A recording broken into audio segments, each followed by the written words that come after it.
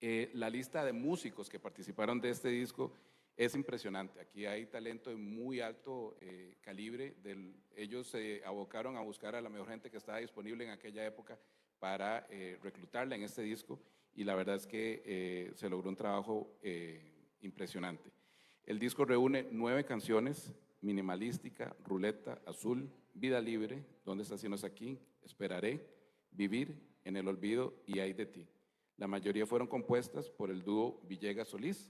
Hay otras que son de Juan Diego, otras son de Felipe, y hay una sola pieza que tiene una colaboración externa, que vamos a hablar de eso también, que fue con Andrés de la Espriella Valerón. El disco fue grabado en los estudios de Audioarte entre 1997 y 1998, bajo la producción musical de Felipe Solís y la producción ejecutiva de Juan Diego Villegas. Este disco está cumpliendo 25 años y pues a mucho derecho es un clásico de la música de nuestro país. Cuando empezó esto, un poco por qué era, yo estoy muy acostumbrado a conversar con ellos y con muchos otros músicos en ambientes más informales, donde no hay digamos, el filtro de un medio de comunicación, y las historias son divertidísimas, algunas son acongojantes, pero son muy humanas, son muy cálidas, de cómo es que se hacen este tipo de trabajos. Eran esfuerzos enormes poder hacer un disco hace 25 años. Y me interesa es que esas historias no se pierdan en la oralidad, que salgan de las tertulias y que queden debidamente documentadas con un rigor que solo, digamos, la Biblioteca Nacional puede darles.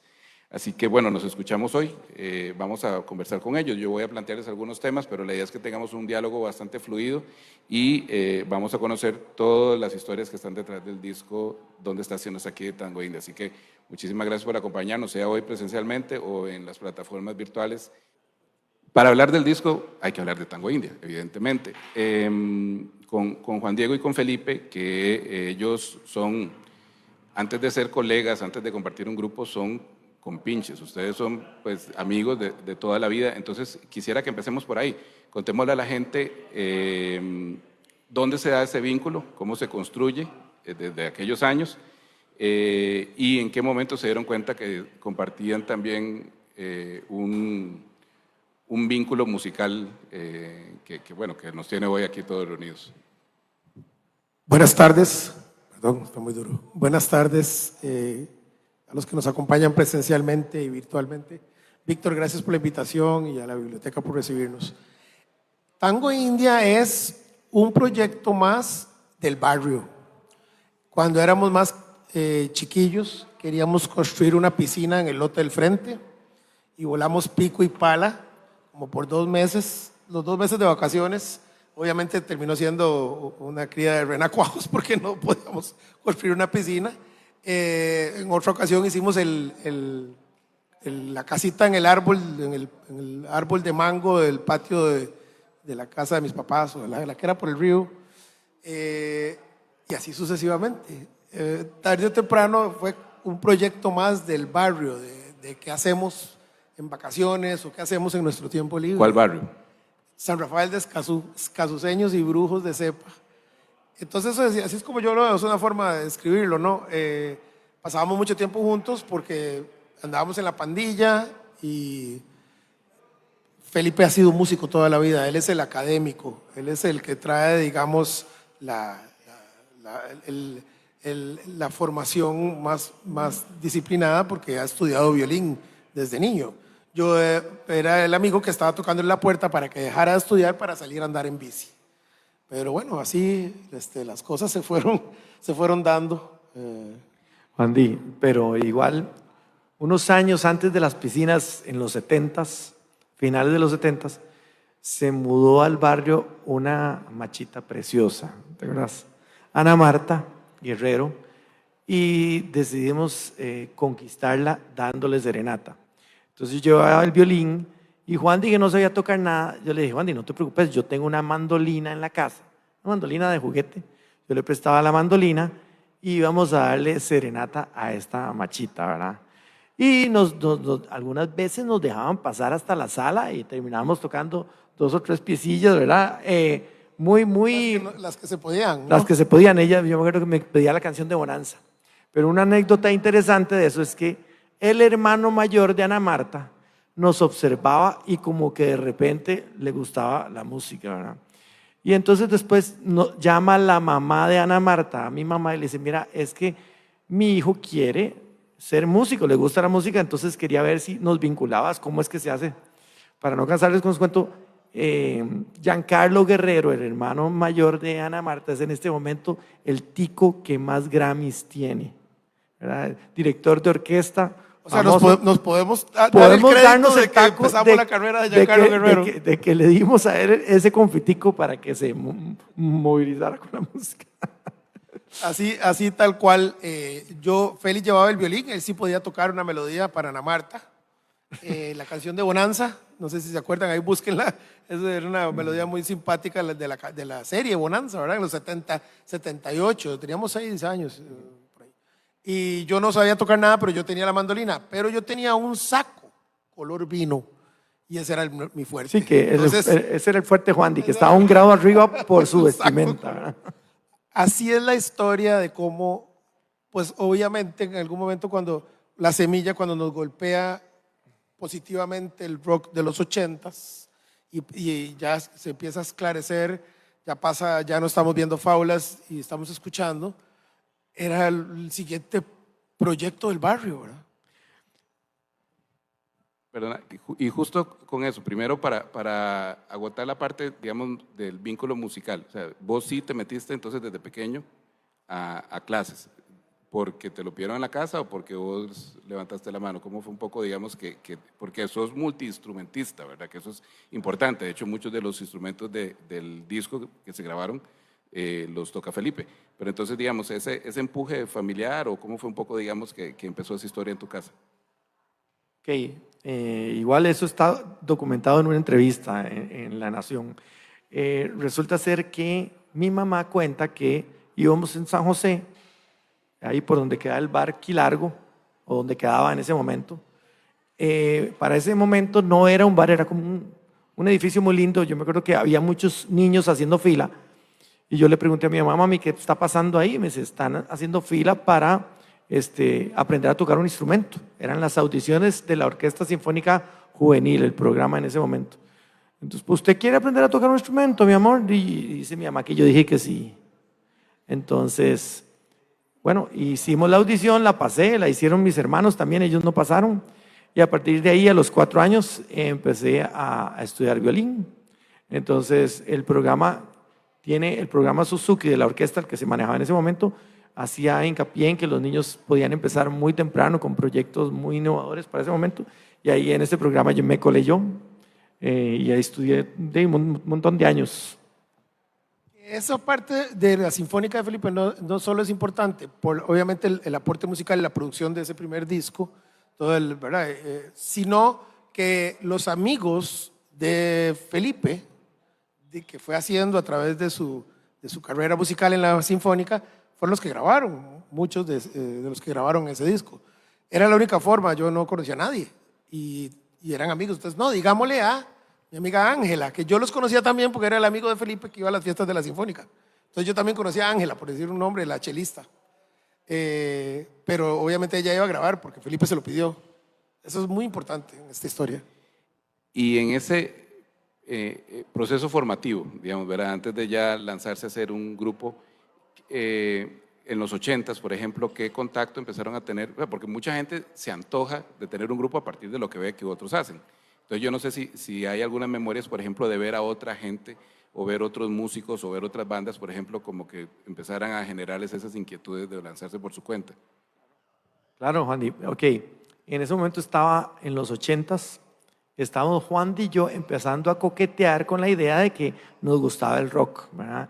El rock en inglés, a los dos, el rock en ese momento se llama ahora como glam rock, ¿verdad?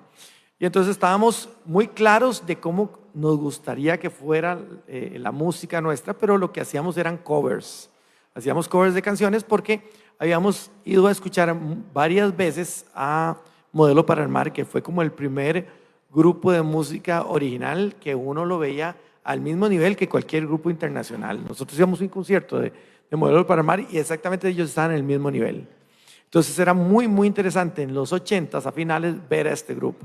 Después, ya siendo universitarios y y esta parte es importante, escuchábamos, por ejemplo, a Carlos en el grupo Liverpool, aquí abajo en Aquelarre, y eso era una anécdota lindísima, ir a ver, ya sabiendo un poquito de música y de cómo, ir a ver cómo es que toca ese guitarrista, porque suena así, cómo toca este baterista, porque suena así, y qué hacen ellos para que suene tan rico y por qué nosotros no nos suena así Era en la todo casa. el mundo ir a ver a Liverpool, que no conocíamos a Domínguez, que él es el que hizo, digamos, toda la parte logística y musical en ese momento. Nosotros ir a ver, mira, es que tienen un parlante viendo hacia ellos. Claro, cosas que son tan básicas que no sabíamos y lo aprendimos ahí. Viendo Liverpool y Café con Leche. Sí, Café con Leche. ¿Verdad? O sea, los grupos que vean los íbamos a ver. También en la Universidad de Costa Rica, entrando, ¿te acuerdas, Juan? Hacían conversatorios con los grupos internacionales y los artistas que venían. Y uno tenía acceso como estudiante a sentarse en primera fila y preguntar. Greg Bisoneta, Strunzi Farad, o sea, varias gente llegaba y uno decía, pero pues, riquísimo, uno los tenía enfrente. Entonces, todo eso fueron alimento para convocarnos con otros amigos como el Moldo ¿verdad? ¿Cómo se llama el grupo El Moldo? Evolución, ¿verdad? Ajá. Y algunos otros amigos nos reuníamos a hacer covers en la casa de Juan, y conciertos para amigos y a practicar canciones de los grupos que nos gustaban. Hasta que una vez dijimos, ¿te acuerdas, Juan? Yo me acuerdo ese momento en la sala de la casa de Juan. Yo dije, yo quiero empezar a hacer música original y convenimos en eso y empezamos con la primera canción, ¿Dónde está Sinos aquí? ¿Dónde está Sinos aquí? Fue la primera que hicimos en la época en que estábamos como en el explorando. 94, 93. Sí, y durante ese proceso yo tuve que ponerme al corte, aprender a tocar guitarra, ¿verdad? Meterme en clases con Villa, nuestro amigo Carlos Villalobos. Tenía un grupo que se llamaba Fotos en ese momento con Carlos Escalante, ¿verdad? Y creo que Sandino también, nombres de la música nacional que estaban en ese momento, y él era el guitarrista de ese grupo y me dio clases. Entonces yo me puse al corte para poder, si queremos tener un grupo de rock, tengo que saber tocar algo, ¿verdad? Sí, se compró una guitarra eléctrica y cuando llegó a la casa, el olor a nuevo de la Juan trabajando en La Nación, ¿te acuerdas? Yo trabajé en La Nación, saliendo del cole, uno de mis primeros trabajos fue en publicidad, vendiendo suplementos. Y con los primeros 70,000 colones que se ganó Juan, llegó la guitarra eléctrica nueva, que para nosotros era como algo valioso, porque qué chido una guitarra eléctrica, cómo camina esta vara, ¿verdad? Era como llegar con un Lamborghini porque era una Yamaha y tenía la forma rockera de la guitarra y tenía todas las cosas que nosotros veíamos en los videos de nuestros héroes. Ok, y eso después de explorar covers, que es como el proceso natural, ¿verdad? Todo el mundo empieza a tocar covers, pero rápidamente optaron por decir, no, vamos a hacer música original. Y ya tenían canciones, o sea, ya habían generado algo, o fue, mandémonos sin saber hacia dónde va esto. Vamos a ver, nosotros sí teníamos, en ese proceso de hacer los covers, hicimos 2 conciertos con varios amigos en las casas, en la casa de tus abuelos, en la casa de mis papás y en un bar en San Pedro, que fueron todos los compañeros del cole, entonces se llenó, obviamente era un llenazo. Pero nosotros sí tocábamos acordes y hacíamos melodías. Teníamos esa espina desde antes de tomar una decisión. Ya era porque cuando estábamos sacando uno de los covers de Poison o de Bon Jovi o algo, inevitablemente uno empezaba a jugar. Entonces siempre tuvimos esa espina de crear. Cuando yo me di cuenta de que una de las canciones favoritas de uno de mis héroes, Bon Jovi, yo la podía tocar, yo me di cuenta, mira, y la entendí, mira la estructura, y fui como dándole tardes y tardes y tardes, yo podría hacer esto, ¿verdad? Se nos hizo muy fácil, la verdad. Podría. Me acuerdo que mi abuelo tenía una piscina que era la piscina que nosotros agarrábamos como el lugar social para hacer fogatas, reunirse con los amigos, esos primeros años universitarios donde ya uno es mayor de edad y puede tomarse una cerveza tranquilo. Y llegaba mucho la gente de Gandhi, ¿te acuerdas? Llegaba, ¿cómo se llama? El cantante Luis Montalver, llegaba ahí, llegaba el Malo, Maynor Rodríguez, llegaba Andrés de la Espriella, Y en la noche armábamos fogata y tocábamos los primeros esbozos de las canciones para los amigos, para amigos ¿Qué año no era, estamos hablando ahí? el 91.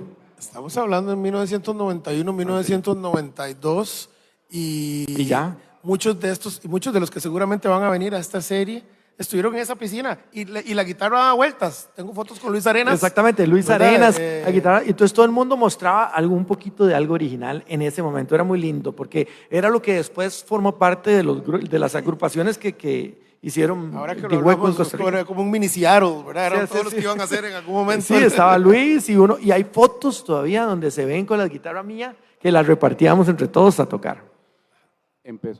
Lo que iba a ser el grupo, que eran ustedes dos al inicio, ¿no? Yo creo que ese era el dúo, ¿no? Se llamó Tango India desde el inicio, hubo otros nombres que quedaron ahí. Solo De se lado. llamó Tango India y no hubo un titubeo ni una discusión por el grupo. La discusión es a cuál de los dos se le ocurrió, porque se nos ocurrió Esta al mismo fue tiempo. muy fácil, o sea, me acuerdo, a ninguno de los dos fue el que tiró el nombre, sino que estábamos en el lobby de la casa de Juan Di y le digo yo, Juan Di, ¿cómo era que había dicho tu hermano que eran las letras del alfabeto digamos, Aeronáutico. de aeronáutica y no sé cuánto? Y Juan Di, venía llegando Fede, venía bajando Fede, el hermano Juan Di, las escaleras, y le preguntamos, y Fede, le dijimos, y nos dice, Tango India, y los dos nos volvimos a ver, Tango India, de una vez, o sea, no había discusión. Y quedó, y yo lo apunté en un pilot, en una pared, como que no se nos olvidara. Sí. Y ahí Quedó Tango por- India. Y hubo un momento detonante ya para hablar del grupo del disco, para avanzar, que fue donde Juan Di llega y me dice, Feli, me gusta una nena y quiero regalarle una canción. Entonces necesito grabarla profesionalmente. Quiero grabarla profesionalmente. Estoy dispuesto a pagar lo que haya que pagar para tener un disco compacto y que ese disco le llegue a ella. Cuando no existían los discos compactos ni dónde imprimirlos, Juan Di tuvo esa visión y yo dije, ok, perfecto, enséñame la canción.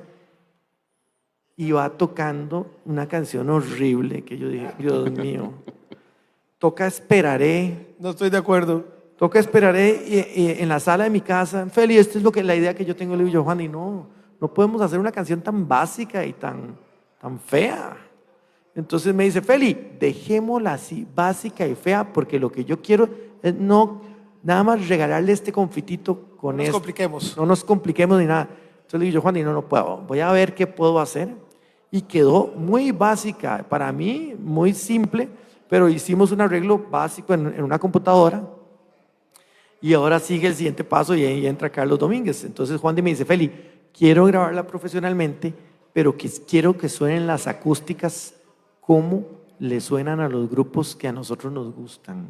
La guitarra acústica no sonaba en ningún disco antes de Tango India como tenía que sonar. Sonaba chillona, sin bajos, sin medios, solo agudos, artificial, ¿verdad? Y entonces nos dimos a la tarea de quién podía lograr sonar una guitarra como nosotros la escuchábamos en los grupos de los 80s, que sonaba brillante, con cuerpo. Pasamos tiempo buscando. Entonces, contactamos a Carlos y ya más llegamos y la pregunta fue, Carlos, ¿usted puede lograr que una guitarra suene así? Y nos, sí. Así como está ahorita. Todo relajado. Así. Carlos nos dijo, Nunca sí, le costó. lo importante es un buen micrófono, con una buena... Y nunca dijo nada que entendiéramos, pero ahí asumimos que sí. Y ahí fuimos a grabar una versión de Esperaré que nadie conoce, con baterías electrónicas, toda secuenciada, pero con guitarras acústicas, el violín acústica. Logramos ir a donde un señor Juan Di, el vampiro. En Moravia. No, Juan Di, en la radio que queda por El primero por, de la radio. por Zapote. Hay una radio por Zapote. En Colombia. En Colombia. En Colombia Y nos quemaron un disco. y nosotros, ¿dónde podemos quemar en un quemador industrial un disco compacto, pasar de la edad que nos dio Master Carlos a un disco compacto? Mae, eso solo el murciélago, nos dicen. Y yo, mae, busquemos al murciélago. Mae, el murciélago no solo era con plata que había que conversarlo, o sea, el mae tenía una actitud, mae, de Dios porque él tenía el primer quemador de compactos de Costa Rica. Mae, lo logramos convencer, mae, nos cobró como 100,000 colones. Y ya salimos esa noche de ahí con el primer disco. ¿De verdad, Juan Di? Y era Y una así- canción, entonces la versión Era una versión de Esperaré. mucho más sencilla. Eso fue lo porque- primero que se hizo, Porque entonces. no teníamos lo suficiente conocimiento, pero sí teníamos la visión. Y esa canción yo la tengo todavía en un En cassette. el 96 fue eso. Fue En en el año 96 y se la regalé a esta persona. Y después de oírla. No, se la regalamos a varias personas diciendo que eran para ella. O sea, yo escogí mi novia, Juan Di escogió la de él, pasó Todavía una segunda novia y todavía la también sigo era regalando. exclusiva para ella. Y todavía como unos 4 años después la seguíamos regalando como una canción exclusiva. Cada canción costaba como un montón de plata porque hay que quemar un disco nuevo, ¿verdad? y hay que buscarlo. Ahí más bien entonces pasémosle la bola justamente a Domínguez. Cuando llegan este par de muchachos, que creo que no habías tenido contacto previo con ellos, o me corregís si es distinto, ¿qué impresión te generan ellos y qué impresión te genera la música que te llevan? Un poco, ¿cuál es esa primera impresión que te llevas de Juan Diego y de Felipe cuando llegan a tocarte a la puerta? Bien, ok, ellos tocaron la puerta del estudio, era una banda nueva y yo ya, bueno, tengo que explicar, me gustaría explicar cómo era 1996 para la música. Antes para ponerlos en el contexto de qué sucedía en ese tiempo, porque en ese momento existía un mercado para la música grabada en Costa Rica, un mercado real donde había transacción, había un objeto, en ese momento lo que más se vendía era el CD y existía un pequeño mercado, pero era muy dinámico y este mercado permitía que muchos músicos pudieran vivir exclusivamente de la música y había un panorama prometedor. Tal vez el 96 fue la mejor época para los músicos que escribían canciones y creaban, porque los músicos ya habían logrado una independencia importante. El audio digital empezaba a entrar y a abaratar el costo de los equipos para grabar y producir música. Eso significaba que las bandas como Tango India podían ser independientes y ya no tenían que ir a una disquera a ponerse de rodillas y por favor contráteme para poder entrar al estudio y poder grabar la música que yo creo, ¿verdad? Era Ya accesible. los músicos no necesitaban una disquera porque los costos de los equipos y el costo de producción ya había bajado un montón.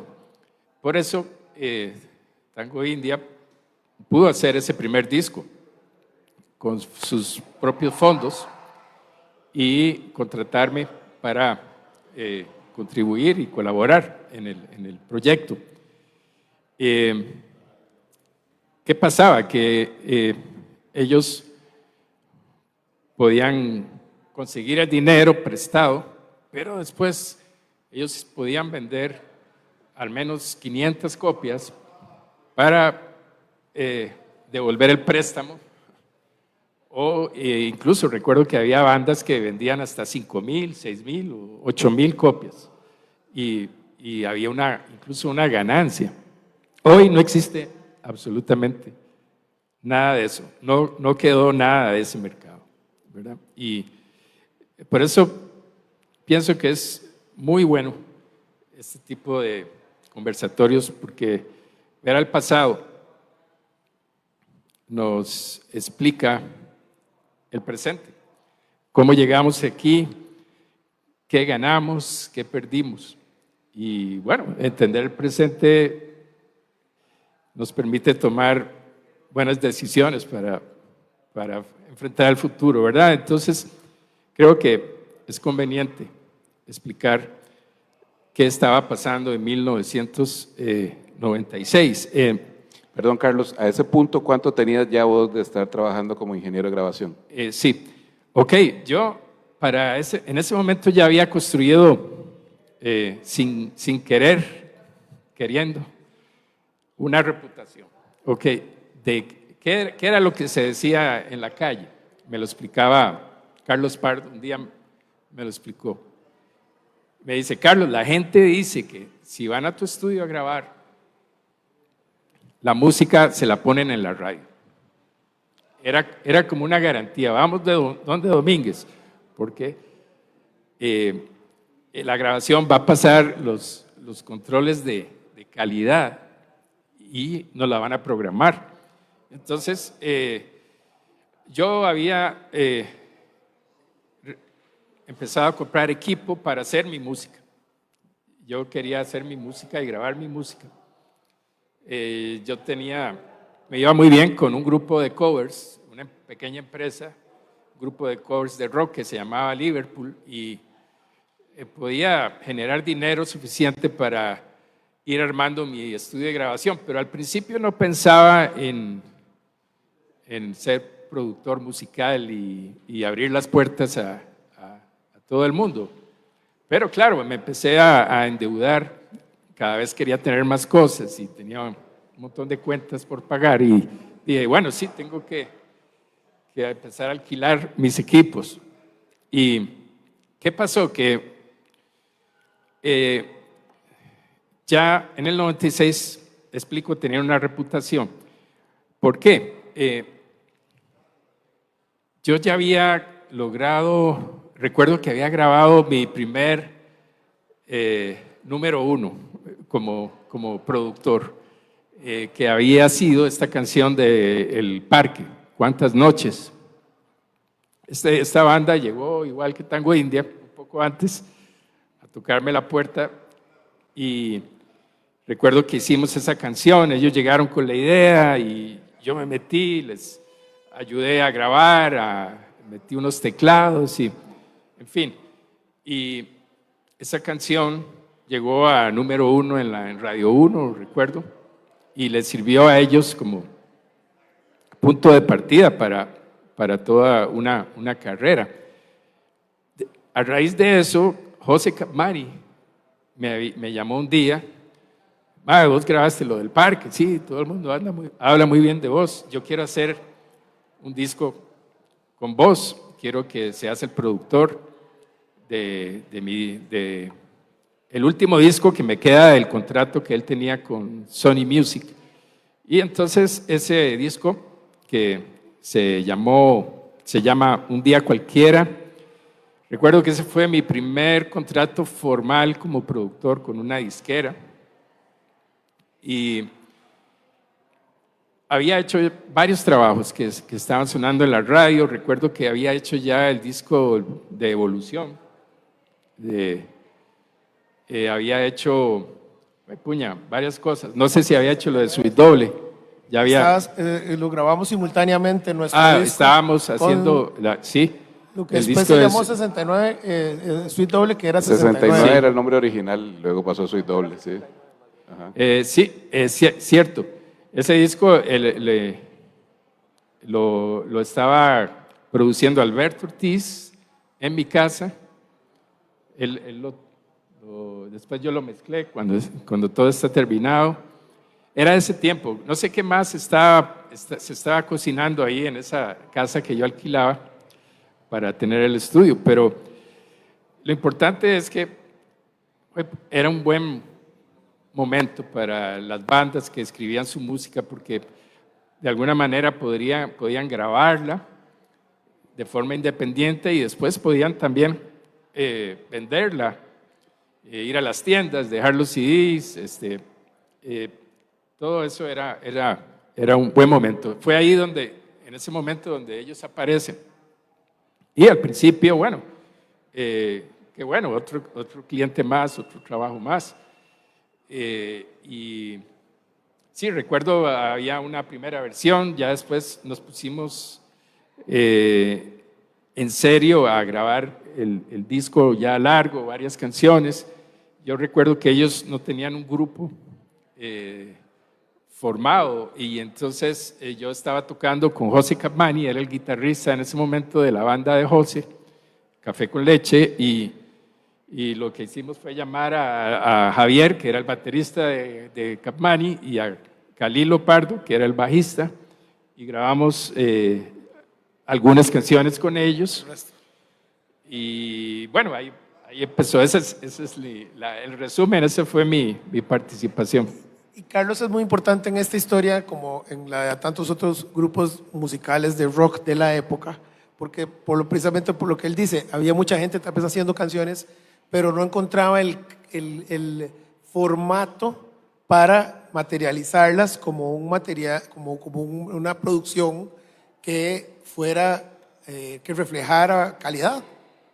Era poquitito, y las grabaciones que pasaron por las manos de Carlos tenían un estatus, un sonido, que fue uno de las razones por la cual la época fue tan dorada. Pasó mucho por ahí. Entonces, eso es somos parte de ese movimiento que sucedió, ¿verdad?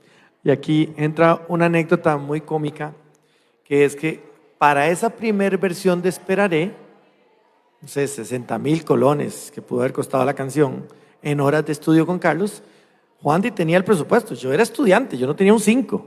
Juan Di tenía el presupuesto. Pero después, obviamente, nos antojamos de hacer ya la versión mucho más orgánica. Chivísima. Y dijimos, tenemos estas piezas, estas van a ser las primeras que vamos a grabar, ¿verdad? Era ¿Dónde estás? Sino aquí, Esperaré, no me acuerdo, eran 4.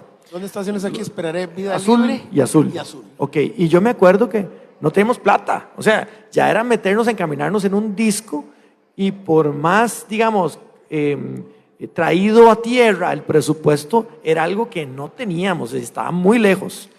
Y muy chiva también de Juan Di, ni siquiera se ofuscó. Me dice, Feli, por la plata no nos preocupemos. Hablamos con Carlos, y Carlos dijo, así, no, es que yo no puedo llegar a Audioarte porque el carro mío se dañó, se chocó, no sé qué. Carlos tenía un Mercedes-Benz del año 82, por ahí. ¿Qué año era? ¿Era el Mercedes o el BM? Tenía el Un carro, Mercedes. Tenía el carro chocado y yo no tenía plata, Y entonces, pero había logrado sacar con mi primer trabajo una tarjeta de crédito. Sí, sí. Entonces Juan le dijo a Carlos, ok, te meto un tarjetazo en el taller, metemos un tarjetazo en el taller, y lo que cueste el arreglo, eso cuesta el disco. Es el disco. Y Carlos se queda viendo, como quien dice, estos más me están entucando y dele. Ahí nos fuimos. Y ese financiamiento, creo que esa tarjeta todavía la estoy pagando. Tuvo un componente mecánico. Yo quería, antes de seguir avanzando, yo creo que hay un rasgo muy importante en Tango India que quiero ver si en algún momento lo discutieron o no. Para mí, al menos en aquel momento, no digo que fuera el primero, pero lo fue para mí en aquel entonces, fue el primer grupo de rock tico que le daba un protagonismo al violín, digamos, que rompía un poco la forma, o sea, estaba lo tradicional, el bajo, la batería, la guitarra, teclados, pero el violín era una anomalía, muy bienvenida, pero lo era, digamos, ¿verdad? Entonces, puedo entender que por la formación de Felipe y todo lo demás, el violín estaba ahí, pero yo no sé si hubo una discusión consciente de decir, vamos a meter un violín en esto. Yo creo que nunca hubo discusión porque ya era bastante obvio que era parte. Desde que nosotros, vamos a ver, cuando nosotros empezamos a explorar, escribir canciones, Esperaré no fue fue la primera canción que salió. De hecho, nosotros hubo una época previa a eso que estábamos romanceando con melodías y armonías. Y eso, cuando yo descubrí que yo podía tocar la canción de Bon Jovi, pensé, yo puedo hacerla, y entonces yo donde Feli ya entendía la teoría, entonces, ¿verdad? Brincábamos de un lado al otro, pero eran pedacitos que habían. Hasta que hicimos una canción que se llama ¿Dónde está si no es aquí?, completa, porque el papá de Felipe nos dijo, estoy harto de oírlos tocar pedacitos, hagan una canción completa. Bueno, por eso el disco se llama así, ella fue la primera. Pero antes de eso Feli había participado con otros amigos que también estaban como probando grabar en forma, digamos, casera, eran con cassettes de 4 pistas, y habían grabado Tu música en un bar, y otras piecillas, y era Luna Azul, y eran piecillas que eran como más o menos así rock pop, y siempre estuvo el violín. Entonces, cuando ya nosotros nos tocó en serio, nunca hubo, o sea, más bien hay 2 o 3 canciones que no tienen violín en ese disco, porque dijimos, naturalmente, aquí no ocupa. El violín no era una obligación, es que se caía, ¿verdad? Por el proceso que habíamos vivido. Que lo hayan podido rescatar, porque me parece que son esas cosas que salen muy orgánicamente. Tal vez si hubieran analizado qué era la música que estaba de moda en ese momento, o cómo podrían hacer para que algo pegue más o algo así, sin mucho análisis, ¿verdad? Sino como mucho más orgánico, y se creó un sonido muy original y muy auténtico y muy único, y estas canciones jamás serían lo mismo si no tuvieran el violín, ¿verdad? Eso que dice Gabriel es súper importante desde el punto de vista de conectar una propuesta y generar un concepto. Al final de cuentas, cuando está maquillado o muy pensado, siempre va a ser algo como que ya hemos escuchado y se modifica. Pero en ese momento, digamos, éramos como almas blancas dentro de la parte espiritual musical, y es una época en la vida de los seres humanos que no se va a volver a repetir, donde uno apuesta solo por lo que siente, y son contaditos los años de todo ser humano donde pasa eso de la manera más honesta. Y ahí estábamos, por dicha, para hacer canciones, y eso fue el resultado de un sonido muy, muy honesto en ese sentido. Okay. Hagamos algún estudio de canciones en particular, y empecemos, pues, desde luego por Esperaré y por Azul, que son los grandes éxitos que tiene el disco. Desde el inicio les pusieron, bueno, cuando ya esto cobra forma como un álbum, ¿verdad? Y deja de ser solo una pieza o 2 canciones y ya tiene este concepto, ¿esas eran las que ustedes les habían puesto el ojo, o un poco como qué potencial les veían? No, bueno, tal vez ahí sí diferenciamos un poco, porque yo quería la más rockera, que fuera el éxito, una que se llama Ruleta. Yo decía, no, es que tenemos que empezar con una rockera primero antes de sacar alguna balada. Hubo las primeras 4, ya me acordé cuáles son, Feli, no estaba Azul. Era Esperaré, Ruleta, Vida Libre y ¿Dónde estás si no es aquí?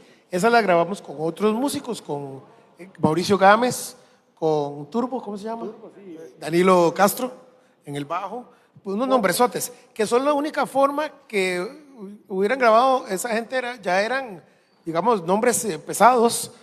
Era porque Feli los conocía, yo hubiera llamado, no saben quién soy. Pues eso es la importancia de los amigos que hicimos durante la época de la Sinfónica. Y entonces, digamos, Esperaré, la gente volvía a ella, ¿verdad? No la mencionaba. Más, ¿están listos para el éxito que va a ser Esperaré?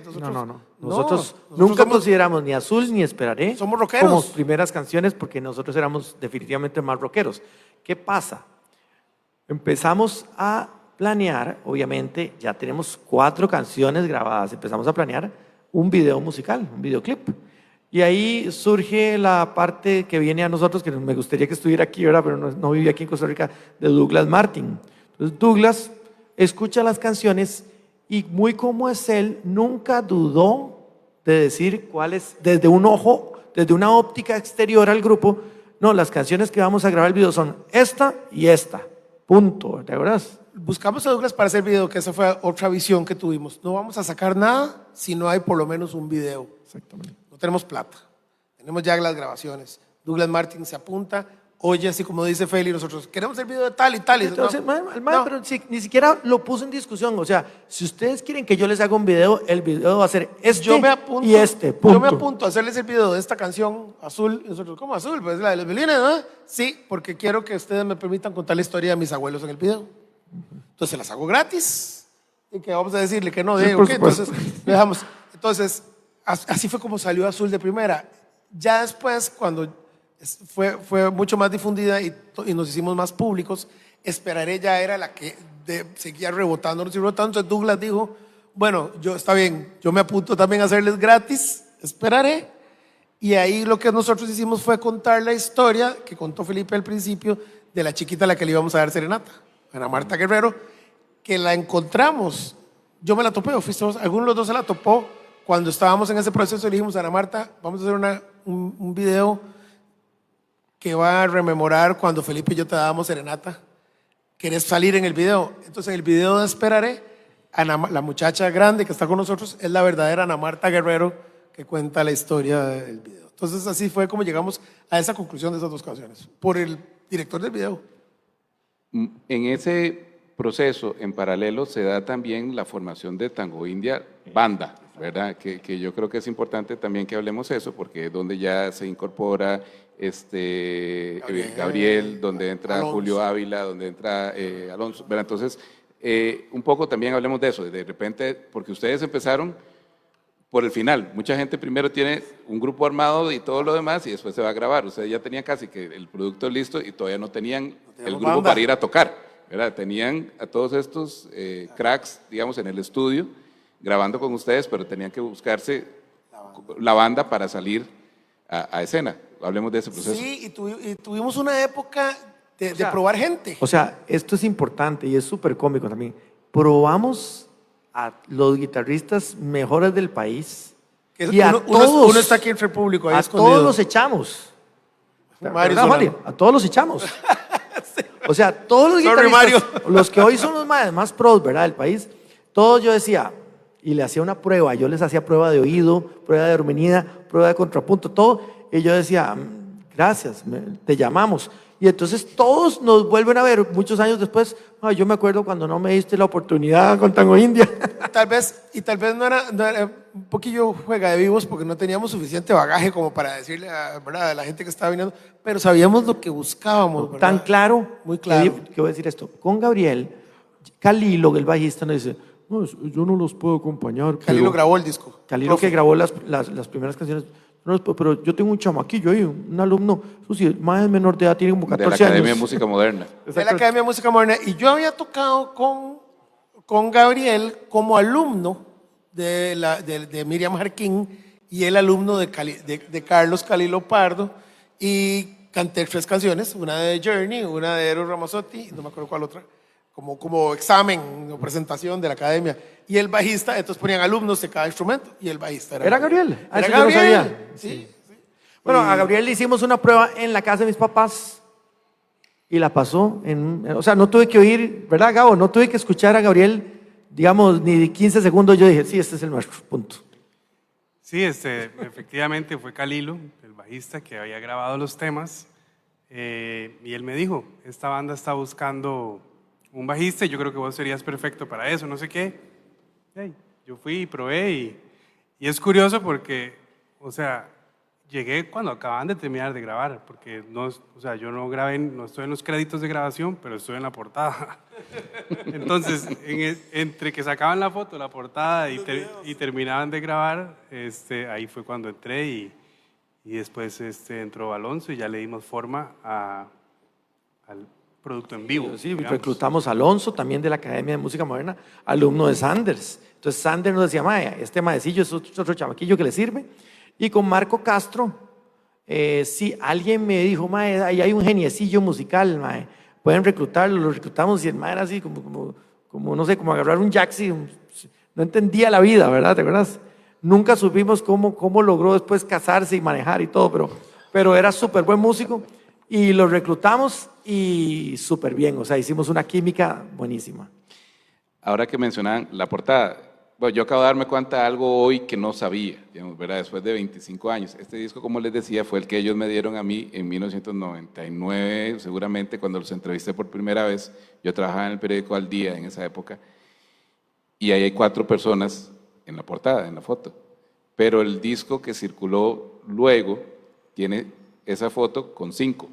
¿Verdad? Entonces, que fue cuando entró Marco, ¿no? Que tuvieron que ajustarlo. Hay 5 siluetas en una versión, en la versión más difundida son 5 siluetas, porque fue la versión que distribuyó Líderes, una empresa disquera venezolana, por medio de Sony Music, como una licencia. Pero digamos, ese es otro crédito, esa foto es otro crédito de Douglas Martin, el director del video, él dijo, vamos a hacer un video allá, llevamos un fotógrafo profesional. Jimmy. Llevamos un fotógrafo profesional para que tomara la foto del disco. Y Douglas nos dijo... Perdón, esto es el volcán Irazú, ¿no? Eso es el volcán El Irazú. volcán Irazú. Y Douglas nos Esa dice- es la cerca que todos hemos Douglas visto. nos dice, pónganse ahí, mae, yo les voy a tomar la foto, pusimos la guitarra, y la foto que tomó Douglas, el director, fue la que quedó. Y, Ok, y el es crédito de la foto de portada del disco es de Douglas Martin. Así es de Douglas. Y Porque es el disco no icónica. dice. No, no lo dice. ¿verdad? disco Porque no dice. este no, en la Es- siguiente versión sí dice. Es una foto icónica. Todo el mundo nos decía, ¿dónde es eso tan bonito? Y contábamos una historia de ese día, del día que fuimos a grabar ese disco. ¿Quién es el que está encaramado en la baranda? Yo. Ok. Bueno, porque todos los que hemos ido al volcán Irazú sabemos que es lo que hay al otro lado de esa baranda, Es ¿verdad? lo que hay al También, otro lado de esa baranda y fue una foto ilegal. Por ahí. Ya no se puede hacer eso. Porque ahí eso es ya de pararse a ver el cráter, ¿verdad? Entonces, Y así fue como se formó la banda en vivo y fue muy importante para promocionar el disco, ¿verdad? Ahora estamos viendo ahí imágenes de todos los lugares donde íbamos a tocar y ahí, me imagino que en la transmisión lo van a poder ver, estamos tocando en A Todo Dar y están las muchachas con los pósters de Tango India y todo el mundo como loco porque llegaba Tango India a tocar, éramos grandes. Era muy importante materializar lo que la gente escuchaba. Ahora sí, ¿verdad? Póngale cara a la voz. Y por eso fue fundamental que esa banda existiera. Bueno, una característica interesante de Esperaré, que no la hemos hablado y tal vez hasta ni Carlos se acuerda, es que cuando grabamos la primera versión de Esperaré en el estudio que era una casa de Carlos en Danza en Sol, estaba lloviendo y no había un hermetismo del sonido de la lluvia en el patiecito de Carlos con la parte de adentro donde grabamos. Juan Di Esperaré no la grabó en una cabinita que Domínguez tenía para grabar, porque Juan Diego se quitaba la ropa entero, le sudaba el calor, se emocionaba tanto, no se regulaba, que él decía, yo no cabía en el cubículo donde se grababan las voces. Entonces, Juan Di grabó en calzoncillos, ¿verdad? En la sala de la casa, en la sala que quede para la historia. Eso nunca se hace. Detrás de Carlos, y Carlos grabando le puso un micrófono y dijo, Dave, vamos a tener que grabarla aquí, porque Juan Di no se matizaba dentro del cubículo de grabación. Y se oye la lluvia, o sea, uno le sube el volumen al track de Juan Diego y se oye la lluvia cayendo. Y no solo eso, viene otra cosa más importante. Grabamos la segunda versión de Esperaré con todos los músicos y la voz nunca llegó a sonar tan natural y rica como esa que se grabó en Danzazón. Entonces, Fue la que dejamos. Carlos sustituyó, ¿verdad? La voz vieja, o sea, le puso la voz, el track de la voz vieja que suena a la lluvia. Esa voz es la que está en la nueva Esperaré. Ajá, que es la que circuló. Dejamos la original. O sea, dejamos Se oye- la voz original. Se oye la lluvia, ¿verdad? Bueno, creo que no se nota, pues ya, pero sí, esa toma, yo recuerdo que estaba cayendo un aguacero bien fuerte y estabas grabando Detrás de en Carlos el, Chingo. en el cuarto de control, donde está la consola. Exactamente así. Sí, pero en esto es así, ¿verdad? La prioridad es la ejecución, la prioridad al producir música no es lo técnico, la prioridad es que transmita lo que se pueda emoción, transmitir con la voz. que diga algo. Entonces, muchas veces uno toma esa decisión y pasa, es frecuente dejar tomas que eran un demo, eran una prueba y al final uno trata de lograr algo mejor y no se puede, ¿verdad? Sobrepasar y eso queda al final. Yo quisiera rescatar algunas canciones que no son los éxitos del disco, pero que me parece que son igual de importantes que Azul, lo que Esperaré, me imagino, y que quisiera saber un poco algunos detalles sobre ellas. Empezando con Minimalística, que es el tema de apertura del álbum, tiene incluso elementos electrónicos que no están en el resto de piezas.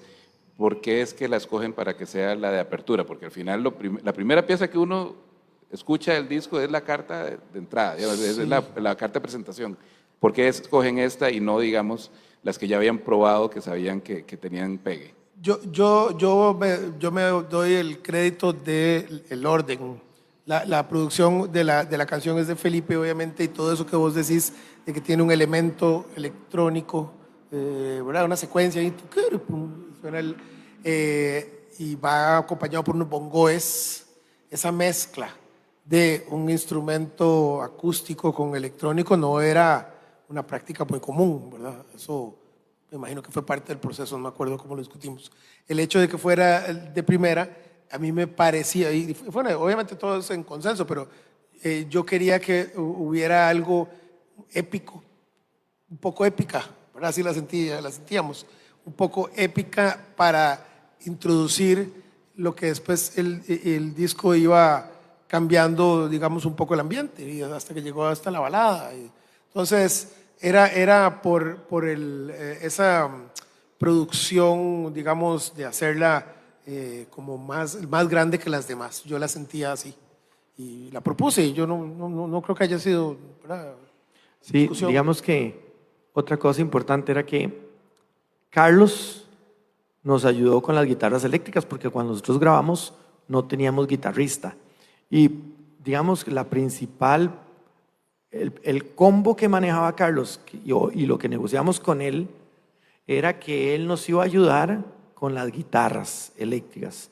A Carlos eso no le emocionaba tanto. Sin embargo, él sabía que tenía el compromiso con nosotros, y entonces él dejaba que grabáramos todos los tracks antes y toda la idea, y después me tocaba a mí replicarle a Carlos mi idea de guitarra eléctrica, ¿verdad? Entonces Carlos se sentaba me acuerdo, con la Fender Clapton, ¿verdad? Gris, así súper, como que dice, me toca esta parte que es un compromiso, pero tengo que hacerlo, ¿verdad? Entonces yo le decía, yo quiero algo así, Carlos. Además que es muy perfeccionista. Entonces yo quiero algo así, y Carlos empezaba a y lo decía, eso, no me toque la que hiciste antes. Y llegábamos y llegaban a tener unas guitarras que para nosotros eran épicas, eran riquísimas, y yo estoy seguro que para Carlos no tanto, ¿verdad? Pero yo le decía en la mezcla, Maya, saca más la guitarra eléctrica, me gusta esto, y entonces quedaron unas guitarras súper agresivas con un sonido muy, muy nuevo en Costa Rica, porque Carlos tiene digamos, él distorsiona las guitarras a partir del sonido clásico blues. Entonces, la distorsión de minimalística de la guitarra es un sonido clásico en una canción épica. Entonces, tiene una guitarra que no estorba al oído, pese a ser grotesca y concha, no estorba. Y era muy rico oírla duro. O sea, minimalística empieza de un solo, hay que oírla duro siempre, y eso nos gustaba, ¿te acuerdas, Carlos? era una guitarra con guagua, era un sonido grosero, como dice Feli, con una percusión, tiene un solo de violín, tenía todos los elementos, era como perfecta para empezar. Sobre esto viene la siguiente. Y un coro enorme. A mí, y aquí me pongo egoísta, la canción que más me gustó de ese disco, pero que no me gustó por ese disco, fue Vivir. Vivir es una pieza a la que yo le agarré mucho afecto por la versión acústica que venía en el Tiquicia Rock, que salió después. Y ya luego la descubrí en su versión original, con la sección de vientos y todo, y la verdad es que es una pieza muy potente. Yo no sé cuán popular es, pero a mí es una canción que me gusta mucho, digamos, posiblemente es de las que más me jala de todo el álbum, y quisiera saber un poquito más de ella. Yo pienso que esa canción es la más ochentera del disco, a pesar de la sección de vientos que tiene, hecha por Jan Talman, y tocó Eric Sánchez y varios. Siempre hemos estado acompañados de grandes músicos, por fortuna, y esa canción me parece que es la más ochentera, tanto así que tiene el solo de guitarra más largo. Son no sé cuántos, 8 compases o algo así, el solo de guitarra que grabó Carlos Domínguez, muy guitarra rock de los 80s. Sí, o sea, es un solo maravilloso que nosotros adoramos, y Carlos todavía el día de hoy, estoy seguro está que arrepentido de lo que hizo. Yo coincido con es vos. una obra de arte. Pero Juan, ve esta vara, Vivir, y vos tal vez no sabes por qué, pero sí tiene una diferencia, y es que Vivir tiene un contrarritmo. ¿Okay? Entonces, la canción está hecha para que uno la escuche la parte rítmica y piense, en su cerebro le dice dónde está el pulso fuerte del compás, y se topa con que el pulso fuerte no es el que debería decir la mente. Entonces, toda la canción le produce una sensación a uno de inestabilidad. Hasta que rompen el coro. Hasta que rompe el coro, ¿verdad? En los coros se pone otra vez cuadrado y vuelve a jalarse a la inestabilidad. Entonces, eso fue muy chido porque esa canción grabamos, fue en el estudio Marsol, que queda aquí como a los 300 metros, ¿verdad, Carlos? Sí, grabamos Marsol. los vientos. Los vientos grabamos Marsol. ahí en Marsol con... Eso algo que acaba de decir Feli, muy curioso, que lo vamos a poder decir en todas las canciones. Carlos grabó todas las guitarras y hasta el día de hoy sigue siendo el guitarrista de las grabaciones de Tango India y de otras cosas, otros proyectos nuestros, míos por lo menos. Porque es muy buen guitarrista, no solo es un gran productor, sino que es un guitarrista de estudio. La particularidad con este disco, donde está haciendo aquí, de todos los demás trabajos posteriores que hemos hecho, es que por ser nuestro bebé, el primogénito, el chineado, y era una experiencia totalmente desconocida, todas las guitarras que grabó Domínguez las grabamos en nuestra presencia. Entonces jodíamos, probablemente demasiado para Carlos, pero también fuimos parte de cada nota de toda guitarra que tocó él. Ahora más adelantado, Charlie graba sus guitarras y me manda y yo intercambiamos porque es más remoto, pero en ese momento, esa vez fue que empezó a decir, no, yo grabo las guitarras, mejor ustedes váyanse y yo grabo. Terminó. Pero no, eso por es ejemplo, importante. todos los bajeos, por ejemplo, no son de bajista. Entonces los bajistas llegaban, por ejemplo, Gabriel sabe, ¿verdad? Usted hoy escucha el bajeo de Vivir, tun, tun, tun, tun, tun, tun, tun, tun, tun, tun. Es un bajeo súper amorfo, ¿verdad? Igual, digamos, la otra que estabas mencionando, la primera minimalística, es solo para que el bajista, que es turbo, ¿verdad? Contrabajista de la Sinfónica Nacional, entendiera el bajo, que se lo pongo, se lo escribo, le hago la partitura y todo, él se enojaba, porque él sabe que él es tan bueno y no podía entender cómo tocar ese bajo. No lo entendía. Madre, pero esto no se puede. Y al final tira el bajo y nos dice a los tres, no vas a encontrar una toma mejor de eso. Y se va. Esa es la que quedó, esa es la tiró el toma. bajo, así dijo, madre, ya no vas a encontrar una mejor toma de eso. Y esa es la que quedó. Y esa Es es la que parte quedó, porque estaba enojado porque yo le seguía exigiendo y exigiendo, ¿verdad? Que es parte de la necedad y la insistencia de Felipe, que tenía, tal vez no expresaba perfectamente bien lo que quería, pero hasta que lo oyera, así más o menos, no, ese que hiciste. Claro, hasta los músicos más fogueados podían desesperarse hasta que el Felipe dice, ese que hiciste. No, pero es que me gustó más el otro. No, es que ese es el que buscaba. Eso fue parte de la visión de productor, ¿verdad? Y todos los demás. Y el disco habla también de ese proceso. Exacto. Al final está el el disco también.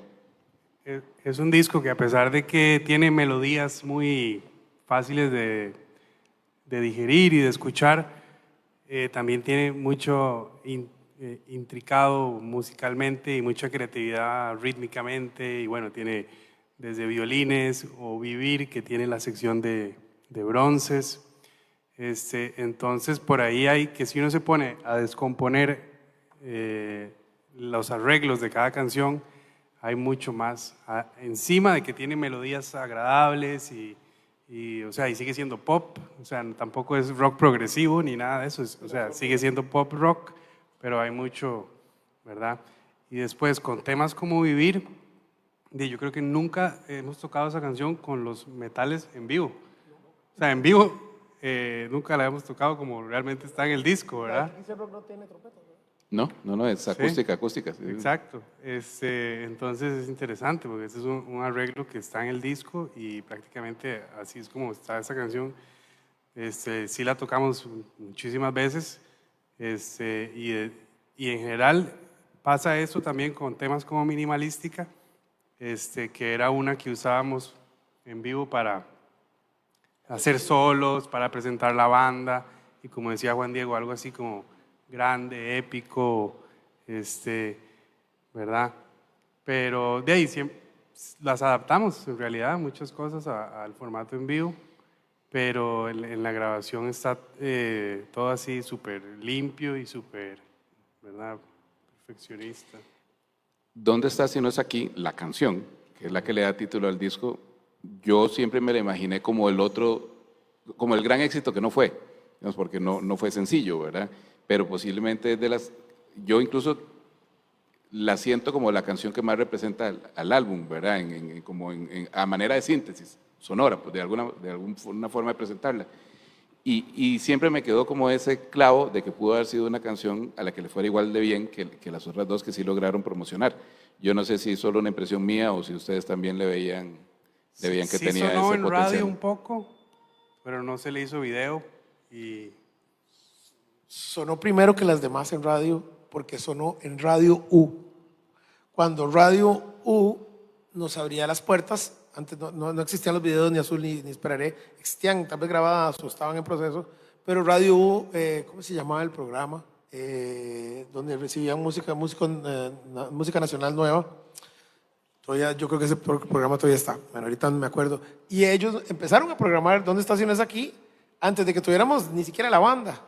Y por muchos meses, Feli, ¿te acuerdas? Por muchos meses sonó ¿Dónde estaciones aquí? Solo en Radio U. Entonces, no fue sencillo oficial porque no recibió el empuje, como vos decís, fue un casi. Y cuando quisimos promocionarla después de Azul y Esperaré, ya algunos de los programadores dijeron, no, sonó. esa pieza ya había sonado en otro lado y no quisieron. Y para finalizar la parte de piezas particulares, Felipe, con Ay de mí, que es la canción que cierra el disco, es una canción que sigue sonando como el resto del álbum, tiene muchos rasgos en común, pero también tiene particularidades muy suyas, ¿verdad? Incluso, yo digo que hasta rosa sonidos típicos o folclóricos, ¿verdad? Yo creo que hay un tambito ahí, ¿verdad? Entonces yo no sé si podríamos como hablar un poco de eso, porque Guapango. es una canción muy ella, digamos, ¿verdad? Tiene como una identidad muy propia que quisiera que nos contes un poco cuál fue la idea que tenías ahí. Sí, esa fue una de las pocas canciones que he compuesto en mi vida donde la letra fue primero y la música fue después. Pero, por ejemplo, cuando uno empieza a tocar guitarra, hay ritmos que cuestan mucho tocar. Y este ritmo típico que es muy de guitarrista, de guitarra acústica que apaga, ¿verdad? Costó muchísimo que yo lo entendiera. Tal vez los guitarristas folclóricos lo tienen en su alma, o sea, es muy fácil. Pero a mí me costó, a Carlos le costó un montón también, o sea, llegarle a esa parte guitarrística. O sea, por ejemplo, en la otra canción, ¿Dónde estás y no es aquí? Yo me acuerdo que fue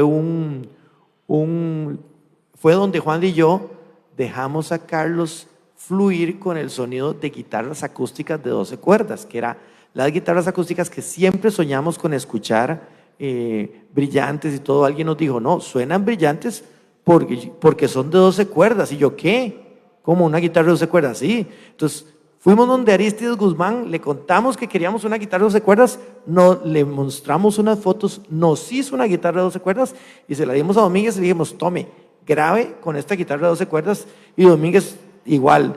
Carlos, ¿te acuerdas? Me da el micrófono a Carlos. ¿Te acuerdas, Carlos, recibir la guitarra? O sea, como también como un bicho raro y empezar a tratar de afinarla y sacar un arreglo de Dónde estás y no es aquí con esa guitarra de 12 cuerdas. Fue como donde él puso, donde yo casi no me metí en el arreglo, sino que dejé que Carlos como guitarrista la hiciera. Charlie, ¿te acordás grabando la guitarra de 12 cuerdas de Dónde estás y no es aquí? Es que la guitarra no era una guitarra hecha por Aristides Guzmán, que no son malas, pero no era como de estudio. Y ahí está. Y Carlos tenía que afinar cada minuto, ¿te acuerdas, Carlos? Sí, a ver, algo recuerdo. Fue un poco difícil. Llevaba así un arpegio. Siempre y Okay. probamos varias cosas y me dijiste, ese. Sí. Y eso. Exactamente, y Carlos quedó bastante libre para grabar Dónde estaciones aquí, pero después viene la parte de la influencia del disco Red de Café Tacuba, ¿verdad? Que es donde nosotros en la piscina, cuando hacíamos las fiestas y todo eso, oíamos el disco entero. Antes uno ponía el disco y pasábamos con las amigas y todo, y oíamos ese disco y yo decía, qué montón de colores tiene este cuadro, qué chivo, ¿verdad? Súper variado. Exactamente, súper. Y entonces yo dije, yo quiero traer un poquito de eso a esta canción. Entonces ahí donde metimos un 6x8, que también costó mucho explicarlo para que no sonara folclórico, porque no suena folclórico, costó mucho explicárselo a los músicos que lo sintieran 6x8 dentro de un 4x4 que es el pop. Entonces a Carlos le costó la guitarra, me acuerdo que le costó, a todos nos costó mucho lidiar con eso. ¿Cómo se llama? El acordeón no tenía parte izquierda, era un acordeón que me compré en el mercado Las Pulgas. Y yo me acuerdo que, el de Patricia, sí. Y yo me acuerdo que El acordeón de mi suegra. entender, tocar eso, entenderlo, me costaba mucho. Entonces le decía a Carlos, mae, ¿puedo lograr tratar de sacar una y que vos la repliques? Y Carlos decía, ok, pero siga tocando. Entonces yo seguía tocando todo lo que podía hasta lograr una unidad, porque tiene que sentirse fluido, ¿verdad? Entonces era muy difícil grabar ese acordeón, el acordeón ese. Y lo afinamos toda la canción de acuerdo al acordeón, ¿te acuerdas? Sí, yo creo que la canción fue afinada con la afinación del acordeón, porque no se tenía Una afinación diferente. Esa canción, Ay de ti, tiene algo curioso para mí, es la que menos me gusta del disco. No sé si por eso... Por eso quedó de última. Subconscientemente está de última, pero en vivo tiene una energía tan fuerte que le hacíamos una versión larga y claro, nosotros Hacíamos versiones larguísimas. Es que hacíamos con la versiones parte del largas. 6x8 le dábamos... Me Levantaba acuerdo mucho a la en la gente. UCR, ¿te acuerdas? En Semana U. levantaba mucho a la gente porque veníamos tal vez de un Porque down, todos tenemos ese latinito interno. un down de baladas. Entonces, Yo tengo varias curiosidades en la información que ustedes incluyen dentro del librito del disco, por eso es que yo también amo los formatos físicos, porque uno se tira un montón de información que Spotify no se la da a uno, ¿verdad? Ahí viene una lista de agradecimientos a los 100 héroes, así es como la definen ustedes, ¿verdad? Bueno, yo no los conté, pero primero, ¿ahí hay 100 personas o un poco cómo es el tema de los 100 héroes? eso quedará para la historia. No, yo creo que sí. No sé si hay 100, pero nos sonó linda el nombre. Esa lista de agradecimientos, yo la leía, la volví a leer en estos días y es como una cápsula del tiempo de lo que era la Costa Rica joven de aquel momento, digamos, de la segunda mitad de los 90. Venían nombres como TVA, Pecados, Fandango, Milena Schroeder, me acuerdo, digamos, ¿verdad? Que fue tan influyente desde la televisión. Y me resultó como muy entrañable, digamos, volver a encontrarme con eso, pero ahí también hay un montón de gente que no conozco, pero que evidentemente para ustedes fue muy, muy importante.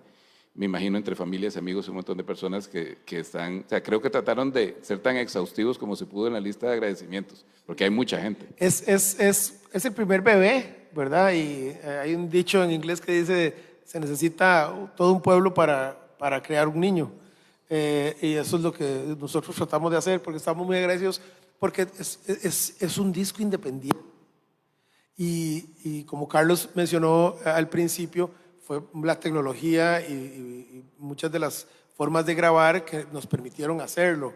Pero seguía siendo un disco que necesitó de la ayuda gratis y incondicional de muchos amigos. Y aquí viene un punto que creo que hemos dicho en todas las entrevistas de Tango India, porque hay una generalización y es mucho del tico de decir, es que en Costa Rica no se puede hacer esto porque la gente es rucha pisos por todo, y hay hay un tipo de estereotipo de cómo somos los ticos de lo que no es el pura vida de los ticos, que nosotros nunca nos topamos con eso, Víctor, nunca. O sea, el primer día que llevamos, Juan Diego y yo, el disquito a la primer Radio Hugo, lo que fuera, todo el mundo, ay, qué chiva, qué bonito, Nunca tuvimos una persona malintencionada que nos frenó en absolutamente nada, nunca. Nuestro primer, digámoslo así, tico, huevazo, fue cuando abrimos el concierto de Fabulosos Cadillacs, ¿verdad? Que nos expuso Sony Music ahí a ese concierto, y obviamente el público que estaba enfrente quería ver a su artista y nos agarró a botellazos y todo. Sí, era Y patrocinado por una marca de experiencia. refrescos y eso sirvió de proyectil. Yo estaba ahí en ese concierto. Si no hubiera pasado por eso, no estaríamos contando la anécdota, pero fue una anécdota especial por eso, porque para nosotros fue difícil después de vivir durante un proceso de 2 o 3 años, mientras grabábamos, mientras llevábamos a radio las canciones y todo, ver cuáles son esta gente que no nos trata como nos ha tratado todo el mundo. ¿Dónde está si no es aquí? Tuvo una edición especial patrocinada por Aigua, que el papá de Gabriel era el encargado de la marca. Entonces nos dijo, bueno, yo quiero apoyarlos y vamos a vender equipos de sonido que van a traer el disco de estaciones aquí. Fueron 5,000, solo ahí 5,000. Claro, hicimos una negociación y todo lo que sea. Y todo el mundo tenía un mini componente Y agua. todo el mundo tenía mini componente de agua, la línea azul, yo tenía uno y todo, me acuerdo. Pero la anécdota es la siguiente. Aigua era copatrocinador del concierto de Fabulosos Cadillacs. Entonces, me acuerdo que hablamos con don Guillermo, el papá de Gabriel, y nos dijo, majes, están buscando grupos, yo los voy a proponer. Y nos propuso. Y pura vida, nos dijeron que sí. No sabía lo que nos enfrentábamos, pero es una parte muy importante, digamos, de la trayectoria de este disco, porque fue nuestra graduación. Ya después de haber pasado por lo que pasamos en el concierto de Fabulosos Cadillacs, donde éramos nuevos, éramos chiquillos, fresillas, ese concierto era para una gente que quería expresar cierta rebeldía, lo que fuera. Mucha de la gente que me juraba en el público, y esto lo hago así gráfico porque así es como yo lo sentía, una masa de 12,000 personas donde el 80% quería matarme y me lo decía, te odio, te quiero matar, por ninguna razón, ¿no? Muchos años después he encontrado algunas de esas personas que me han contado, yo estaba ahí y me fascina Tango India, pero en ese momento no había pegado, estaba empezando a sonar Azul apenas, ¿verdad? No, y honestamente el grupo pues sí estaba fuera de lugar. Estaba digamos, un poco fuera de lugar, ¿verdad? Para un Porque tema como los que iban a escuchar Sky y todo eso. tal vez la gente pensaba que por tal vez Hombre G o estaba Aterciopelados también. Ajá, y Aterciopelados tal vez calzaba un poco, pero no calzaba. Después de eso creo que nada nos asusta en esta vida. Sí, realmente. De ahí nos tiraron de todo. Pero se sacó el concierto y por ahí cantaron un pedacito de Azul o de Esperaré o algo así. Pero entonces ese disco tiene como 3 o 4 ediciones diferentes, ¿verdad? Porque está esta, que es la primerísima, la original, y después hizo 2 o 3 tirajes más, ¿verdad? También. Uno de esos fue ese de Aigua. Ahí viene un teléfono, 291-1851. ¿De quién era ese número? La oficina mía. Yo trabajaba en una oficina con mis hermanos y había que poner una información de contacto. Antes el teléfono era importante. ¿Quién sabe a quién contestará si uno llama ahí? Vamos a dejarlo por la historia, a ver quién contesta. Era una oficina que teníamos. Y Víctor, ahora hablando temprano de ese disco, nosotros armamos las primeras, digamos, las primeras 2,000 unidades las armamos nosotros confeccionadas en la casa. Troqueleamos eso en un lugar que nos hicieron un superprecio y nosotros mismos ensamblábamos los discos y los llevábamos a cerrar con papel térmico a un lugar y los recogíamos y era nuestro trabajo fuera de componer canciones. Juan Diego y yo agarrábamos, Juan Di el carro, yo la moto, nos poníamos en el bulto atrás 50 discos cada uno a visitar las tiendas de discos y era súper lindo entrar a una tienda. Hey, mire, yo soy el de Tango India. Ay, qué bueno que vinieron, he estado llamando. ¿Ustedes de cuál disquera son? Y nosotros somos independientes. Déjenme 20. La gente nosotros íbamos a las tiendas, dejábamos discos y pasábamos a las semanas a recoger la plata, ¿verdad? ¿Cuántos se habían vendido?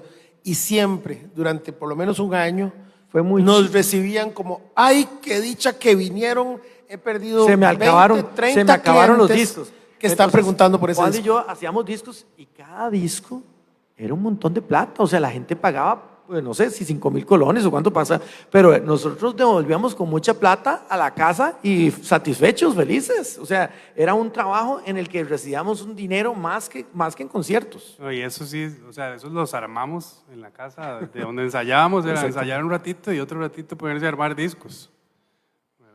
Y era chivísima, estos más se llevaban discos para sus amigos y todo, y después en el siguiente ensayo, caiga con la plata. Sí, había que andar cobrando. Ahí me hizo una gracia, esto para mí fue como enigmático. En los agradecimientos viene Fabisol por su liquidez, así entre comillas, y después viene Ese es el número de teléfono, es el de Fabisol. Viene Fabisol y dice, contacto, dice Juan Diego Villegas, Fabisol. Entonces era esa, la empresa Fabisol familiar. Fabisol es familia Villegas Solera, Fabisol. Era una agencia que tenía con mis hermanos de artículos promocionales. Y por su liquidez, porque todo mi salario me lo gasté en eso, pagando esa tarjeta. Entonces, Eso lo redacté yo. sí, Esa eso- vara de los eso- 100 esa euros salida- lo redacté yo. sí. salida de Felipe. Pero ahí queda la historia. Eso es lo importante, tal vez de haber sido, ahora que lo mencionas, yo no lo había pensado así, de haber sido tan meticuloso con los agradecimientos de las personas que son parte de una producción. 25 años después es una foto del pasado, ¿verdad? Totalmente. Ajá, chivísimo. Y la otra pregunta que tenía con los agradecimientos, que ese sí lo reconocí, viene para Michel y Alex Sintek. Mal escrito. Ajá, Alex Sintek. Pero bueno, Michelle y Alex Sintek de La Gente Normal. Ajá. ¿Qué fue lo que pasó ahí con ellos? Porque se dicen, nos vemos en la cima. Nos vemos en la cima. Nosotros estuvimos con ellos. Creo que nos no invitaron. estaba Alec, estaba Mitchell. ¿No? Y Alex. No, después, pero antes primero estuvo Mitchell en un evento, no sé si era de Sony o qué, y estuvimos hablando con un baterista de un grupo famoso enfrente de tú a tú y preguntándole todas las cosas. Y fue muy lindo porque él nada más desenmascaraba muchos tabús, cosas que nosotros teníamos dadas por ciertas, ¿verdad? Y le preguntábamos a él y él nos contaba, no, en México funciona esto aquí, y fue tanta la información, eso fue en un lugar ahí en el Pavas, de verdad, no sé cómo se llamaba, en un bar grande, mientras todo era un bar sonando, ¿verdad? Y entonces él nos dio un montón de información que nosotros no imaginamos, y nosotros le dijimos, y nosotros podemos contratar a Alex Sintek para que produzca un disco de nosotros, pues llámalo nomás, no mames, llámalo, ¿verdad? De acuerdo. Y después hubo otro encuentro, en esa misma visita de ellos que estaba Alex, recuerdo porque llevamos una copia de las primeras 4, esa primera grabación de 4 canciones, la teníamos en un disco quemado y se la llevamos. Y hablando con él, no sé, hizo una mención de algo, de Nos vemos en la cima, entonces lo pusimos, Nos vemos en la cima, que fue muy inspirador, porque que Alex Sintek nos diga eso, ¿verdad? Entonces lo dejamos ahí en el disco como anecdótico, ¿verdad? Sí, después firmábamos, cuando firmábamos los discos, poníamos Nos vemos en la cima. Seguimos usando la frase cada vez que firmábamos un disco hasta el día de hoy, Nos vemos en la cima. Ya para ir cerrando les quería preguntar, porque bueno, hemos hablado mucho que este es un disco que nace y crece independiente, pero en algún momento ustedes se encuentran también con las discográficas, ¿verdad? Este es un disco que, como nos decían, lo trabajan con una compañía venezolana que se llamaba Líderes, que no sé si era una subsidiaria o estaba ligada de alguna manera con Sony Music. Y ellos toman el disco. Un poco cuéntanos qué fue lo que pasó ahí. Sí, esa historia de ya las disqueras es una montaña que veníamos subiendo con todo esto que hemos contado independientemente y hasta llegar a esa cumbre de la montaña y después la caída es igual, es súper rápida y es horrible. Y esta compañía disquera llegó a nuestra atención por medio de una amiga y nos dijo, ellos pueden estar interesados, va a haber un showcase de artistas en Costa Rica. Y nosotros queremos que ustedes vayan porque les hemos hablado de ustedes. Y fuimos y hubo varios artistas, no recuerdo los nombres del momento, varios artistas ticos de ese momento y estaban los ejecutivos de Líderes, fue un bar, era muy lleno. Tocamos Azul y tocamos Esperaré. Creo que solo tocamos Azul, puede ser. Andy, antes de eso, quiero decir esto. A Víctor, por ejemplo, nos ganamos un derecho de piso, porque efectivamente antes de esto, con Sony, que fue ellos buscándonos a nosotros buscamos a todos. Ya A hemos pasado todas por las estaciones todos. de radio, a todas las compañías disqueras, a todas y con todas tocamos la puerta, dijimos, esto hemos hecho, y no pasaba nada. Todo el mundo decían que chiva, madre, sí, déjame aquí. Y los señores buscaban, era gente grande, ¿verdad? Tenían más de 50, 60 años y nosotros carajillos, era gente grande, sí, déjamelo aquí. Cuando llegan los carajillos donde alguien, y ese alguien siente poder, era muy bonito, me imagino, para ese alguien, decir, no, sí, no te preocupes, aquí hacemos algo, y no pasaba nada. Y nosotros ya queríamos que pasara algo porque sentíamos que habíamos hecho nuestro primer trabajo y que tocaba que alguien nos jalara al siguiente. Entonces, cuando llegó Líderes, que pasó esto, ¿verdad? Ellos nos dijeron, por favor, nosotros los queremos a ustedes, no se vayan con nadie. En el showcase, pero fue el showcase, ese showcase fue el punto de inflexión donde terminó de firmarse, por así decirlo. Tocamos Azul como nunca habíamos tocado. O sea, yo canté espectacular, el tono ¿Dónde fue eso? Yo no me riquísimo, acuerdo. en un bar en Escazú, en un bar. ¿Te acuerdas de algo? Hay que acordarnos del nombre del bar. Y la gente, había mucho público, gente de los medios de comunicación, muchísima prensa, era lo que más había, es un showcase. Y todo el mundo se volvió loco con la canción. Tal vez la habían oído mucho, tal vez la gente se emocionó. Y oírla cantar por la gente. Y cantaba por la gente, ¿verdad? Y fue un momento clave de performance. Y Líderes, que estaba ahí presente, el presidente, el CEO de Líderes dijo, no tengo otra opción que firmarlos. Entonces nos firmó un contrato para un disco, para distribuir Donde Estaciones Aquí como una licencia y un contrato para grabar un nuevo disco. Ellos no conocían, no sabían qué hacer con un grupo de rock, porque Líderes, no sé si hasta el día de hoy, era muy enfocado en artistas baladistas venezolanos de la época. No me acuerdo los nombres, había como Zurdo y Rey o algo así. Lo que nos contaba la gente de Sony, que era, digamos, la alianza que ellos tenían, es Venezuela, antes de Hugo, ¿verdad? Allá, es opulente, ¿verdad? Es opulente. Entonces, ellos tienen la plata para desarrollar artistas y meterles fuerte. Tienen personas de arte y repertorio, tienen estudios de grabación y tienen un montón de artistas que venden un montón para telenovelas. Entonces yo pienso que ellos asociaron, esperaré con que sea mía primero para yo después meterla en telenovelas. Esa era como la estrategia de ellos, ¿verdad? Sí, como en Venevisión. Una Ajá, en Venevisión. Algo así debe haber pasado. Y recuerdo que hicimos la gira, ese fue cuando hicimos la gira. Hicimos una gira por Sudamérica y por Centroamérica. Hicimos la gira por Centroamérica con Líderes, haciendo showcases en diferentes países de Guatemala, El Salvador. Vinimos, tocamos Costa Rica como parte de la gira. O sea, nos bajamos del avión para tocar el Rock Fest, al cual nunca nos habían invitado antes y nunca nos volvieron a invitar. Era como ya más bien seguro los obligaron a meternos. ¿Cómo se llama el creador del Rock Fest? Como un compromiso, pero obviamente tocamos bien porque éramos un grupazo, ya en ese momento estábamos tocando mucho. Entonces ya sí nos ponías en un ambiente un poco hostil, no tanto como Fabulosos Cadillacs, pero después de que nos pusieron después de Desnuque, ¿verdad? Un poquito me parece malintencionado, puedo decir, porque es obvio a cualquiera, igual no nos achicopalamos. ¿Cómo nos puede haber pasado en Fabulosos Cadillacs?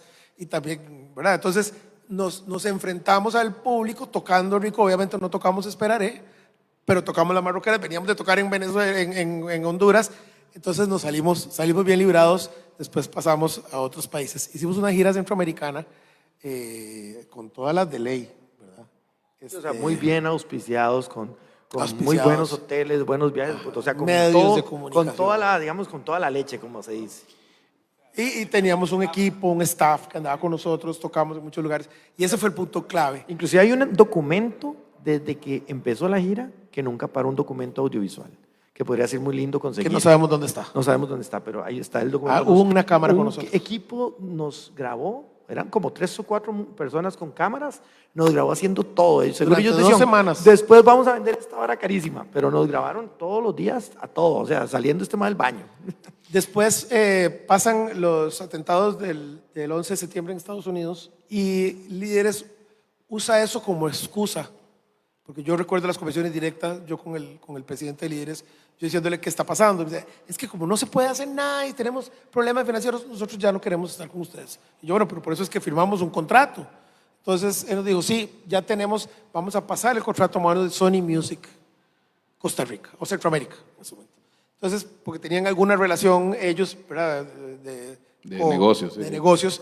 Entonces ellos heredaron el contrato nuestro, donde Sony Music heredó la distribución, la licencia por este disco y el disco nuevo que se llegó a llamar después Máquina del Tiempo, que lo produjo Carlos Domínguez y lamentablemente por razones políticas circunstanciales y otras más, Sony Music cumplió el contrato por una condición legal, y guardo el disco en una gaveta. Lo que pasa es Y que hasta ahí llegó todo. el contrato le costó muy caro a Sony. Solo el presupuesto del disco fueron casi $50,000. Eso nunca se había visto aquí, ¿me entendés? Entonces, nosotros grabamos en el estudio de Audiarte con todas las de ley para meter orquesta. Trajimos un y todo. bajista. O sea, trajimos bajista de Estados Unidos y toda la cosa, ¿me entendés? No, famosos. Gabriel se había ido a estudiar a Berkeley. Porque Gabriel estaba estudiando en Berkeley. Entonces, hicimos pagar a ellos un disco que tal vez ellos no pidieron, pero les costó muy caro solo salir del disco. Entonces, tal vez pensamos que por ahí andaba. Bueno, Félix es muy optimista, muy diplomático. Yo pienso que si es un producto muy caro, de tratar de venderlo. Claro. No lo botas. Y por eso, y ahí ese fue el principio del fin del tango de India como lo conocíamos. 5 artistas dedicados a eso. Ya no se pudo, porque si estás con un contrato discográfico donde no puedes hacer nada, porque estás atrapado por el contrato, pero el dueño del contrato tampoco hace nada, ¿qué tenés? Yo recuerdo esa época de Sony y era una costumbre de ellos terminar discos y no hacer nada con ellos. Pasó con este disco de Máquina del Tiempo, recuerdo que pasó con el disco póstumo a Josie Capmany, que eran canciones nuevas y hicieron 2,000 copias, no les importó, lo guardaron. Y supongo que ya la compañía iba en caída, en picada, había un caos interno ahí y eso no favoreció a Había una coincidencia con la digitalización de la música y el momento donde ellos no podían estar recuperando tan fácil, ninguna disquera en el mundo recuperando tan fácil las ventas de los discos. Entonces, ¿a quiénes cortan primero? A los artistas que están en desarrollo, porque están financiados por las ventas de los otros, ¿verdad?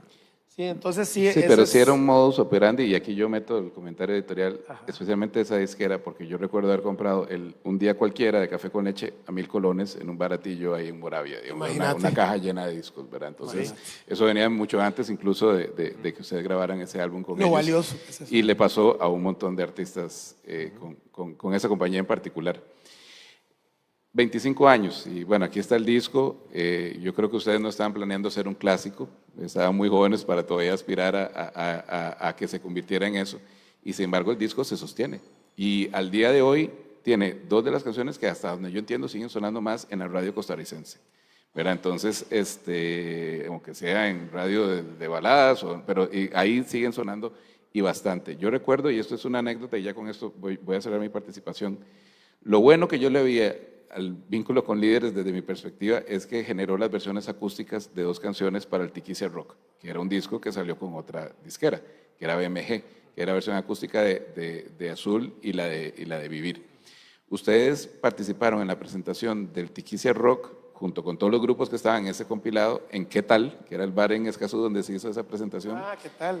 Y fue el único grupo al que la gente le pidió que tocara una pieza que no venía en el disco. Y me acuerdo que se vieron forzados a tener que tocar Esperaré, porque Esperaré no viene en Tiquicia Rock. O sea, tocaron las 2 que venían y todo el mundo pegó tantos gritos que tuvieron que tocar Esperaré. A ninguno de los otros grupos que estaba ahí ese día le pasó eso. Pero entonces, ahora que lo volví a escuchar, este es un disco que se sostiene súper bien, cuarto siglo después, y que pues al final o sea, aunque ustedes hayan hecho más música, que tiene mucho valor también, esto va a ser el legado de ustedes, y lo sigue siendo, es un legado vivo. Pero bueno, yo no sé ustedes cómo se sienten al ver, digamos, que la obra, digamos, ya está cumpliendo 25 años y todo lo que se ha logrado. Yo tengo un par de pensamientos, pero primero, yo recibo todas las semanas, desde los últimos 25 años, todas las semanas recibo un video de alguien mandándome que está oyendo Esperar en la radio, entonces me mandan un pedacito, o en un bar, alguien tocando Esperaré, en un restaurante, trovadores, noche de trova, noche de bohemia, Esperaré está ahí, está metida en toda el torrente sanguíneo de este país. Eso es un gran honor, ¿verdad? Eso es un gran honor. El primer pensamiento es eso, que honrados, y es trabajo honesto, la verdad es que es mucho trabajo, y todo lo que pasó todos los que estamos involucrados y los que están en las demás etapas son parte de eso. Y después pienso en otra cosa. ¿Qué habría pasado si este éxito hubiera pasado en el tercer disco? Cuando ya venía la banda de haber pasado por muchos golpes, por haber entendido cómo un cuello blanco con un contrato no nos iba a arreglar todo, para haber aprendido y poder haberlo tenido. Y tal vez hubiera sido diferente, ¿verdad? Tenerlo con experiencia, pero es precisamente eso lo que lo hace mágico. Fueron de la nada que salió. Entonces, bueno, dejémoslo ahí donde está en la historia. Felipe, ¿vos algo para cerrar? No, Víctor, gracias, porque las palabras que diste son muy tuanis. En realidad, esa apreciación de alguien que tiene tantos discos de música nacional y que ha escuchado tanto, es significativa para nosotros porque nos recuerda un poco que fue hecho con cariño, con esfuerzo, ¿verdad? Y que siempre se cuidó todos los detalles. Y yo creo que cuando uno hace las cosas así, pues casi que obtiene muy buenos resultados, sin importar si trascienden o no. En este caso, este disco trascendió y obviamente nos sentimos orgullosos. Muchas veces hemos optado, cuando nos reunimos a hacer música y cuando nos reunimos a compartir, a tomar algo, ¿verdad? Yo le he dicho a Juan, algunas veces yo prefiero quedarme con el recuerdo de la época de Tango India como era y generar una nueva propuesta con algo diferente, porque no quiero que mi cerebro se vaya a otro Tango India nuevo, sino que quiero conservar esos recuerdos. Eso por un lado. Y por otro también me llena de satisfacción que YouTube es una plataforma donde se cuelgan los videos, solo hay dos, ¿verdad? Bueno, hay varios en vivo, pero todavía antes de que fuera el escrutinio de los derechos de autor y tuviéramos que regularizar esa parte para encadenar las vistas hacia nosotros, antes la gente posteaba el video de Azur, el video de su versión, todo con sus lyrics, con lo que sea, y los comentarios eran súper satisfactorios porque habían, digamos, comentarios muy atinados, anécdotas de la persona, y gente que nos decía, mi hija nació con este disco, taca, taca, gente alrededor del mundo diciendo que cuando escucha la canción le recuerda su país y todo, entonces uno se siente muy bien. Yo creo que se siente orgullo y bonito haber sido parte y ser parte de algo que puede, en una biblioteca como esta, quedar vivo para mucho tiempo. Bueno, considero que tuve mucha suerte de haber conocido a los Tango Indias. Han pasado 30 años, ¿verdad? 30 años y somos amigos al final de la historia y eso es lo muy valioso. Eran otros tiempos, ojalá volvieran esos tiempos, esos buenos tiempos de la música, esos tiempos donde la gente podía conocer lo que producían los músicos nacionales, esos tiempos donde la música no estaba en una nube, donde la música se guardaba en un objeto que la gente podía irlo a buscar en las tiendas y coleccionarlo y aprender a crear estima por esa música que contenía el objeto. Y bueno, es muy valioso el trabajo de Víctor porque, como repito, nos ayuda mucho, es muy valioso recordar esos tiempos para reflexionar y hacer algo para cambiar un poco este presente que es muy difícil para los músicos de ahora, ¿verdad? Hay cantidad de trabajos excelentes, tan buenos como los pasados, que pasan desapercibidos, nadie sabe que existen. Necesitamos volver a construir ese mercado de música nacional de alguna forma. Y bueno, gracias por la invitación. No, muchísimas gracias a ustedes, muchas gracias, Gabriel. Tengo que pedirle perdón a las autoridades porque tocó en bares escondido porque fue menor de edad por muchos años. Un par de veces nada más. Sí. No, muchas gracias de verdad por este espacio. Y sí, definitivamente el disco, como decían antes, se ha convertido en eso, en parte de la cultura, básicamente, o sea, de la cultura costarricense, específicamente en la música costarricense, estas canciones todavía suenan y todavía hoy, sí, que la hora en la mañana que le comenté a una amiga, voy a ir a no sé qué, me dice, en serio, yo todavía lo escucho, todavía me encanta y ni siquiera sabía que yo era el bajista, pero sí se ha convertido en parte, ¿verdad?, de nuestra cultura en Costa Rica y de un momento específico de la industria nacional, pues sí, es cierto, pero sigue sonando, ¿verdad? Sigue sonando y como decías vos también, todavía se sostiene, o sea, tiene todos los atributos musicales, técnicos y cumple con todos los estándares para que siga sonando hoy y ojalá 20 años más, ¿verdad? Absolutamente. Muchas gracias. Gabriel, Juan Diego, maestro Domínguez, Felipe, muchísimas gracias. Y muchas gracias a ustedes que nos acompañan hoy acá, por sacar el rato, por aguantar, porque creo que nos extendimos más de lo que habíamos presupuestado, pero estas historias, crean que uno se puede volar más horas. Aquí fue súper resumido, de hecho se quedaron varias preguntas acá, pero me encanta que esto, digamos, ya lo podamos documentar, que era lo importante. Pónganle atención al trabajo que hace la Fonoteca de la Biblioteca Nacional, es importantísimo y es muy valioso y ellas con mucho tesón y en silencio están haciendo un esfuerzo enorme por rescatar la memoria sonora de Costa Rica, así que ojalá prestemos oídos y atención a lo que están haciendo acá.